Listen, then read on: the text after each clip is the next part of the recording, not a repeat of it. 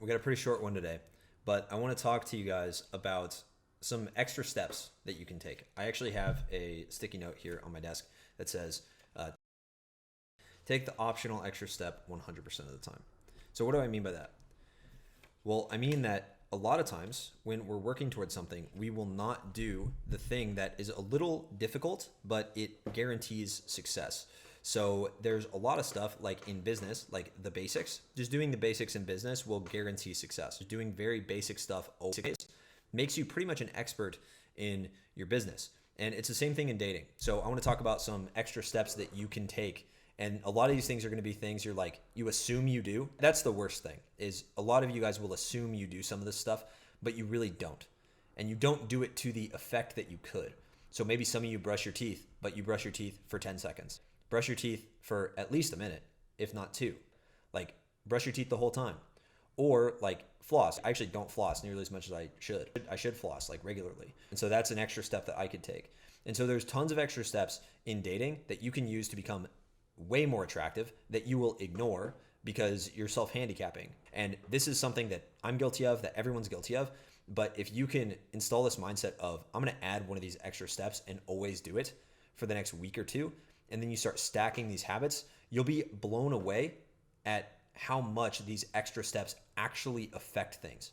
Because every time I add these extra steps into my life, I notice women are more attracted to me. I'm more effective in my business. Whatever area of my life I'm applying these extra steps to, when I always take that optional extra step, I guarantee success. My success rate with everything goes way, way up. And it's literally because I'm doing all the things to set myself up for a win, right? So whether that's like doing my little ritual before I have a sales call for my program, or making sure everything's clean in my environment and clear, making sure that I don't have a bunch of wires everywhere, I don't have a bunch of notepads that I don't need, and I only have the documents open that I need for a sales call or for a coaching call. I only have my coaching notes right in front of me. When I have all that stuff set up and I take the 2 minutes that it takes to actually fix those, my success rate wildly increases and my effectiveness wildly increases. Don't take any of these for granted. Don't assume. I want you to really like, whenever I say these, I know it sounds crazy, but like pause after every one and be like, do I do that? Do I actually do that to the fullest? Because if you don't, then it's something you can add. And it's just literally an opportunity for a very quick bonus in terms of your confidence, your ability to talk to women. And I'm going to talk a little bit about each of these. So the first one is you should always be groomed and always dress well. This means putting on deodorant, wearing cologne if you have nice cologne. That's something that I actually want to. I don't like the cologne I have really, so I don't wear it. But I want to get like a nice cologne and wear that regularly, because that alone, just being a person that's good to be around because you smell good, means that women are going to be more open to being close to you because they're like, wow, you smell good. Like, that's pleasant. And it's all these little things that we don't think about, that we don't think matters because we're watching dating advice. So you're like, oh yeah, like what do I say? Because it's all about what you say.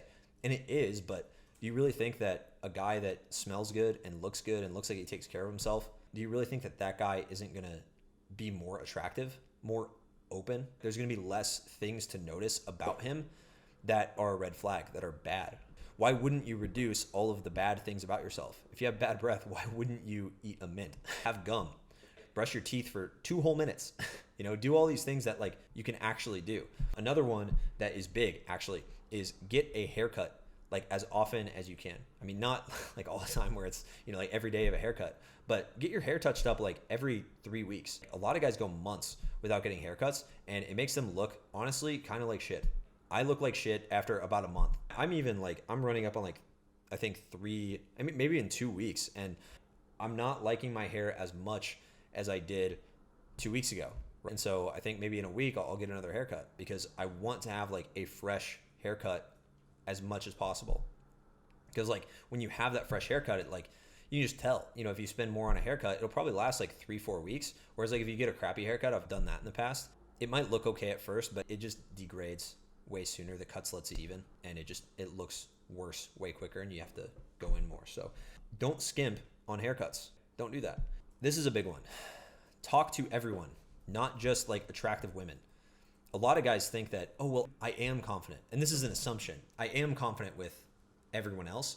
I just am not confident around attractive women. Well, if you were just very confident talking to anyone, then you wouldn't be only talking to hot women. Like you wouldn't only be approaching attractive women. If you're a really talkative, playful, fun guy, you would bring that energy to everybody because it's just a fun thing to do. It's very fun and really just like fulfilling to go into an interaction with like a few people in like the mall or on the street and just like make a joke or say something fun, brighten their day a little bit. Hey, I like that. I like that about you. I like your shoes, or I like your shirt. It makes sense to do those things, especially when they're genuine. So a lot of guys will use this thing of like, oh, well, I'm just a confident guy. Like I'm confident with everyone else. And they think that they're confident because they are confident at work. Maybe they do sales or whatever.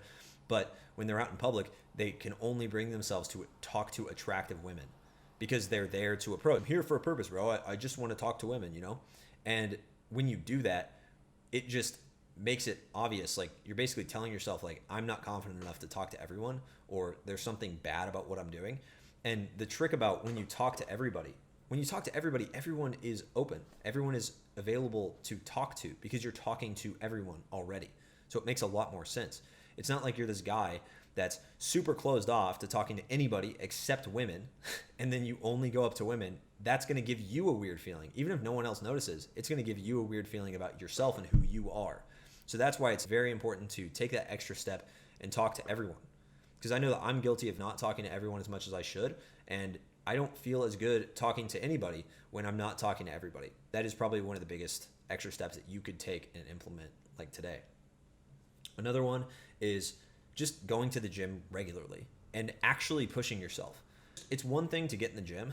It's another thing to actually understand progressive overload, which is, if you don't know what that is, it's where you increase your weight over time. So you start with maybe 50 pounds and you bump it up next week to 55. See how many reps you can do. If you can still do 8, say you're doing 4 sets of 8, if you can still do 8 for all 4 sets, then bump it up again. And then maybe one week you do 7 on the last set.